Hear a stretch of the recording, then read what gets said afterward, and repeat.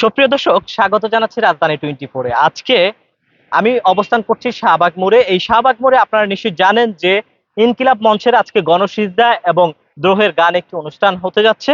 বিশেষ করে একটু বলে রাখি, এই 5ই আগস্ট স্বৈরাচার সরকার পতনের পরেই কিন্তু আমরা দেখেছি, বিশেষ করে আরেকটু যদি আমি যুক্ত করতে থাকি, এই স্বৈরাচার সরকার কুঠা আন্দোলনের পর থেকে যে একের পর এক শিক্ষার্থীদের আন্দোলনের মুখে পড়ে সরকার কিন্তু পদত্যাগ করতে বাধ্য হয়। এমনকি সরকার পদত্যাগের পর এই দেশ থেকে পালিয়ে যায়। তারপরেই শিক্ষার্থীরা তাদের ট্রাফিক দায়িত্ব থেকে শুরু করে একের পর এক তাদের কর্মসূচির মাধ্যমে এই বাংলাদেশকে ভালোভাবে ভালোবেসে কিভাবে সামনে আগানো যায় সেই চিন্তায় কিন্তু তারা দেশকে নেতৃত্ব দিয়ে যাচ্ছেন। তার অংশ হিসেবে এই গণতন্ত্র যে ইনকিলাব গণতন্ত্র মঞ্চ আছে বা ইনকিলাব মঞ্চ আছে, তারা কিন্তু আজকে এই শাহবাগ চত্বরে ঠিক জাদুঘরের সামনেই কিন্তু আরেকটি অনুষ্ঠান করতে যাচ্ছেন, যে অনুষ্ঠানের মাধ্যমে দেশ এবং জাতিকে কি বার্তা দিবেন সেই বিষয়টা আমরা একটু জানবো। আজকে আমি প্রথমেই যার সাথে কথা বলবো তিনি হচ্ছেন ইনকিলাব মঞ্চের আহ্বায়ক ওসমান ভাই। আমরা একটু কথা বলবো। আসসালামু আলাইকুম। ওয়ালাইকুম আসসালাম ভাইয়া। জি, আপনার কাছে একটু জানতে চাই, আজকে আপনারা এই ইনকিলাব মঞ্চের মাধ্যমে সরকার পতনের যে শুকরানা এবং গণতন্ত্র সিজদা এবং আপনারা দ্রোহের গান যে অনুষ্ঠানটি করছেন, আসলে মূল বিষয়টি একটু যদি বলতেন। ধন্যবাদ। আসলে আপনারা জানেন যে এই ফ্যাসিস্ট স্বৈরাচার পতনের পরে আমরা তো আসলে এখন পর্যন্ত যে গণ অভ্যুত্থান হয়েছে আমরা এটাকে উদযাপন করতে পারিনি।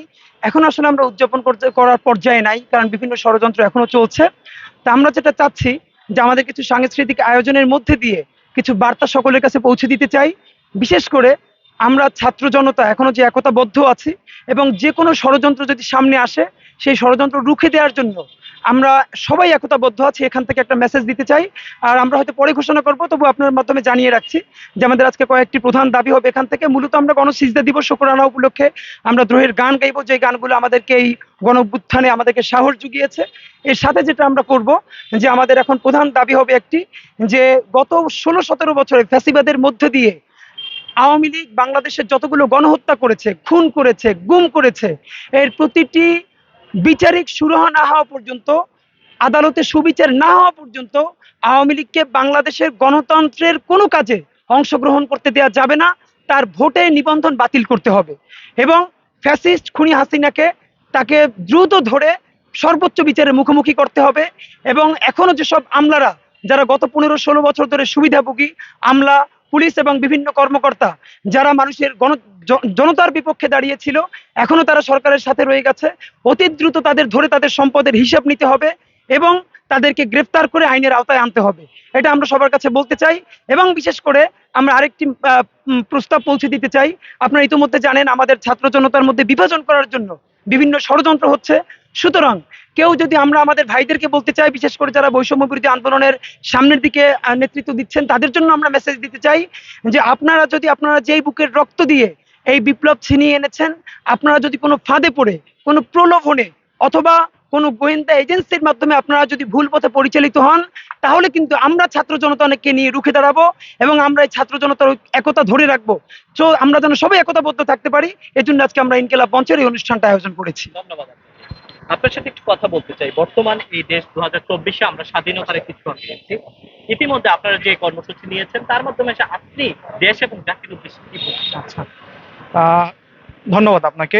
আমরা গত 5ই আগস্ট ছাত্র জনতার এই গণ অভ্যুত্থানের মাধ্যমে 15 বছরের ফ্যাসিস্ট স্বৈরাচার হাসিনাকে দেশ থেকে পালাতে বাধ্য করেছি এবং আমরা আজকের যে গণসিজদা এবং দ্রোহের গান যে অনুষ্ঠানটি আমরা এখানে করেছি শাহবাগে, যেখানে বাংলাদেশের ছাত্র জনতা একত্রিত হয়ে বিক্ষোভ প্রদর্শন করেছিল, তারই ধারাবাহিকতা, যাতে গণবিপ্লব বা কোনো ষড়যন্ত্র যাতে না হতে পারে সেজন্য আমরা আমাদের প্রোগ্রামের মাধ্যমে ছাত্র জনতাকে জাগ্রত করে রাখতেছি, যাতে তারা সবসময় মাঠে থাকে এবং হাসিনার বিরুদ্ধে, হাসিনার ফাঁসি না হওয়া পর্যন্ত আমরা মাঠে প্রতিবাদ করে যাব এবং দাবি জানিয়ে যাব। এটাই আমাদের মেসেজ। আমরা একটু কথা বলতে চাই এই ইনকিলাব মঞ্চের আরেকজন আজকের এই অনুষ্ঠানে যিনি নেতৃত্ব দিচ্ছেন, মিস্টার জাবেদ। সেই জাবেদের সাথে একটু কথা বলতে চাই। আপনার কাছে জানতে চাই, এই বর্তমান এই ইনকিলাব মঞ্চ আমরা অতীতেও দেখেছি কাজ করেছে, আজকের এই কর্মসূচির মাধ্যমে আপনারা যুব সমাজকে কি বার্তা দিতে চান? আপনাকে ধন্যবাদ। প্রথমত আমি যে কথাটা আপনাকে বলতে চাই সেটা হচ্ছে, আপনার মাধ্যমে দেশবাসীকে বলতে চাই, সেটা হচ্ছে ইতিপূর্বে আমরা ইনকিলাব মঞ্চের মাধ্যমে আমরা বেশ কিছু কাজ করেছি এবং তারই ধারাবাহিকতায় আজকের আমাদের এই প্রোগ্রাম গণসিজদা ও দ্রোহের গান। আমরা দেশবাসীকে বলতে চাই যে ইনকিলাব আমাদের বিপ্লব।